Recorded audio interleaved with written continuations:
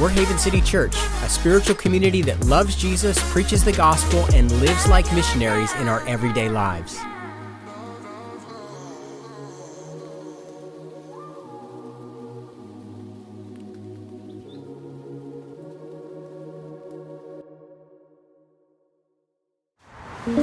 Hey guys, thank you so much for joining us. This is Tony, and we are at my wife Zuki's coffee shop in Station North.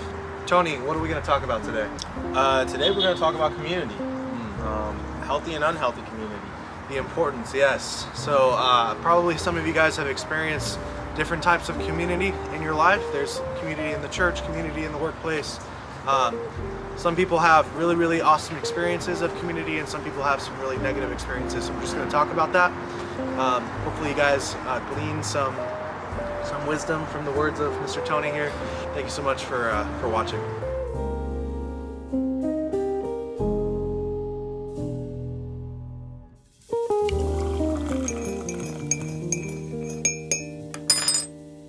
Okay, so Tony. Yes. We know that community is important.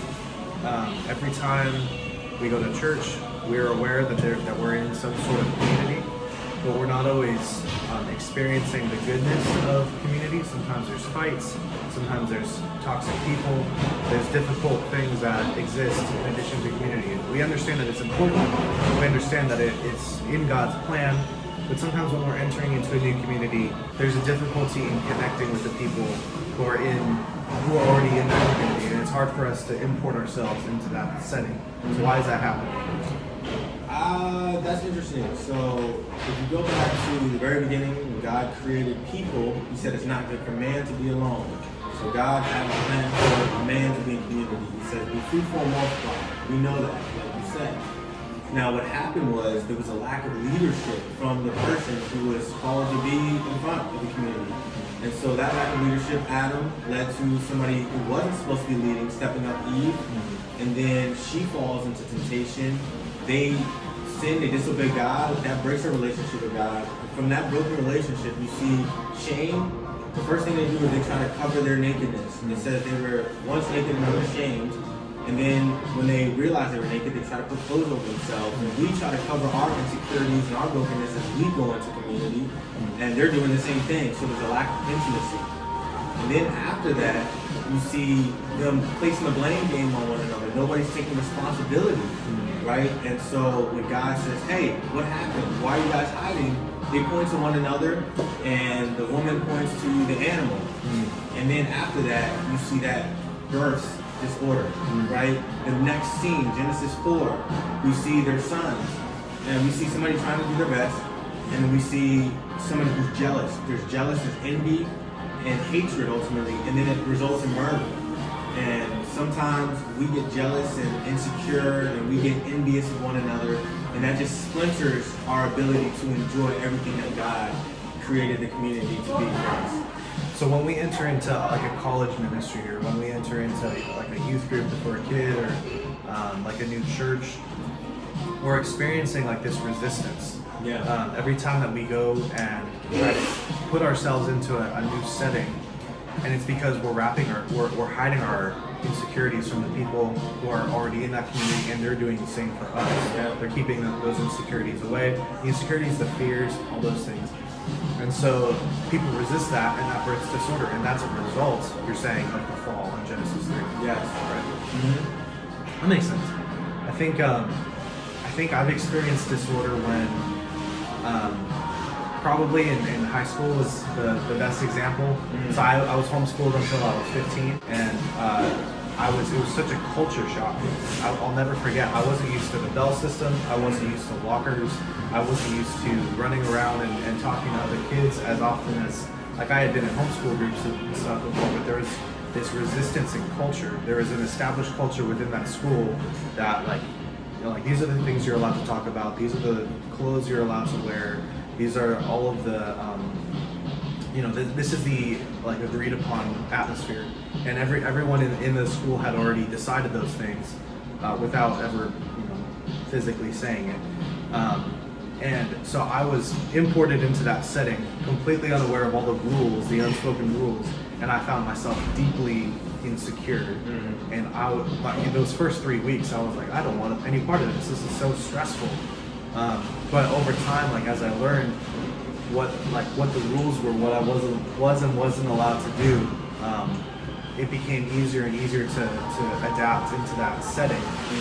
So when we go into a church, all those things are still existing. Like these are the songs we sing, these are the clothes that we wear, this is the movies that we watch.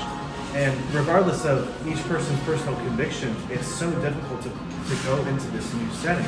And I've always wondered, why is this happening? And you're answering my question. It's because of the fall.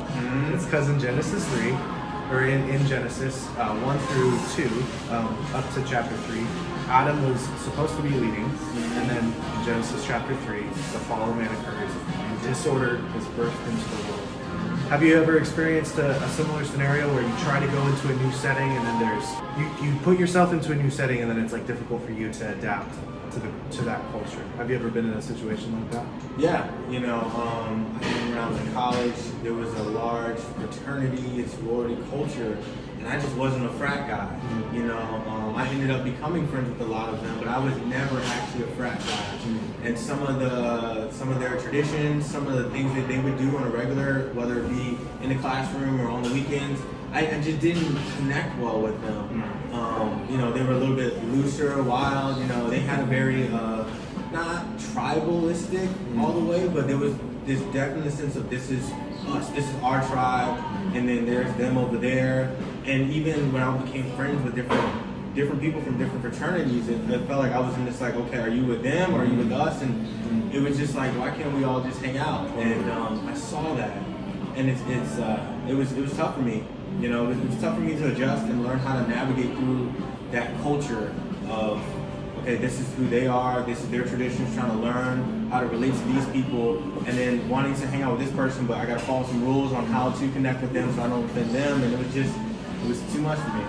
So me, in my first 3 weeks of being at this school, I remember thinking like, this seems like it's kind of cool when you're already part of the community, but for now, this sucks. Like, I don't want to be a part of this. This is so difficult to enjoy. This is difficult to connect with people. So I understood that the community was important, but why? So you can't fulfill, this is what I wrote down, you can't fulfill the Great Commission without community. Explain that. Yeah, I think there's a few things that come to my mind. So first, I think one thing that we often forget as Christians, especially in Western society, is we think I'm a Christian because I myself am following Jesus. And that's partially true. But you're also, 1 Corinthians 12 says we are baptized by one spirit into one body. And so we are all members of a body. And a body is made of many members. And so when Paul is talking through 1 Corinthians, he's saying somebody's an ear, like an ear, somebody's like an eye, somebody's like a foot, somebody's like a hand. And if you imagine like an ear just out on the street saying, hey, I'm doing my thing over here, like, but you can't see anything, or you can't, if you drop something, you can't pick it up, you need a hand. And so we forget that we are just one part. And so we can't fully fulfill God's call in our lives apart from other believers. Because as a part, we have a talent, we have a gift, but it's for the bettering of the body. But then the body needs us as well. If the ear is out of fellowship, how can we hear? And so we can't actually do the Great Commission together apart from one another. That's really good. Yeah, so you can't baptize, you can't disciple, you can't teach, you can't evangelize properly without some level of community. Yeah. And so I think I've been part of churches, unfortunately, and it's usually like the bigger churches that struggle. Like you go to this church and there's usually a greeter, and they'll walk up to you and say, thank you for coming. You can't drink that in here or whatever. Yeah. But then they'll leave, and it's like, there's no assimilation into the church. And so it's like, I remember being a part of a church for a very long time. It was just really tough to connect with anyone. There was a youth group, and they were all doing their own thing, and I was kind of sitting outside, kind of like a loner, and just like struggling to connect. And I think that my parents have also experienced a similar frustration in that there's not this sense of, we're doing this thing together, how you're saying for 1 Corinthians 12, where we're like, you have a function, I have a function, and we're accomplishing a goal together. That's what fellowship actually means, is to be moving in a common direction with other believers. So some people, I think, might find themselves not having community and they don't even know it. Like we're in Baltimore and we have Johns Hopkins right here. And so I think some of these people might go to do their residency or something in Johns Hopkins, and they're a Christian, but they don't really know what's missing. They can sense that something's missing from their lives, but they're not really sure what it is. And it's because 100% of their time is dedicated to their career. Now, I'm not trying to say don't spend time on your career, but I am saying that if you're a Christian, you might be an arm that's detached from the body. You can't detach an arm or a leg or an eye or an ear from a body without there being some sort of pain or damaging the body somehow. So, what are some good communities or what are some good examples of community in your opinion? Real quick, before I answer Sure. that, can I just say one thing on Yeah, what you said? please. I think it's so important. I think what you said is beautiful, and I just want to take it back, way back to Adam. This guy who had a perfect relationship with God. Everything he needed, food, he had his work, the things that most guys believe that's all they need. And God steps back and says, it's not good for man to be alone. And one of the things that C.S. Lewis says is everybody has a God-sized hole, because of the fall. But it's interesting, before the fall, we had a relationship-sized hole, even with perfect fellowship with God. Yes. Because we were made in the image of a triune God, Father, Son, Holy Spirit. He exists in community within himself. So how can we expect fulfillment apart from relationships with other people? That is so good. Yeah. So iron sharpens iron, Mhm. and I think that we struggle to be our best selves when we don't have someone sharpening. Okay, so what are some good communities that you've noticed in just in let's just say in the last 5 years, like some of the good communities that you've either been a part of or you've seen? Yeah. So I think specifically, I think the first time I was like, man, this is an awesome community. I want to be a part of this. Was this young adult group. I was actually new to the group. I came and there was this move where God had brought a whole bunch of new people, but there was this core group that already existed. And we would go out to lunch together, we'd go to the movies together, we would learn together, one of us would teach the whole group. We would pray together, we'd worship together, we'd go through life together. And I remember being like, man, like this community is such a blessing to God. Kind of like going back to Genesis, God made Eve to be a helper for Adam. She's supposed to be a blessing. We look at people like burdens. It's like, no, we're supposed to be blessings. And I remember that was the first time I was like, these people are a blessing to me.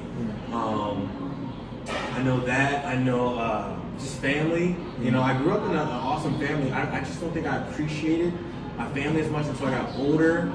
Until I surrendered more of my life to Jesus, and I started to realize, like, I'm the problem. If I'm not connected with a lot of people, it's me. It's my shame. I'm holding it back.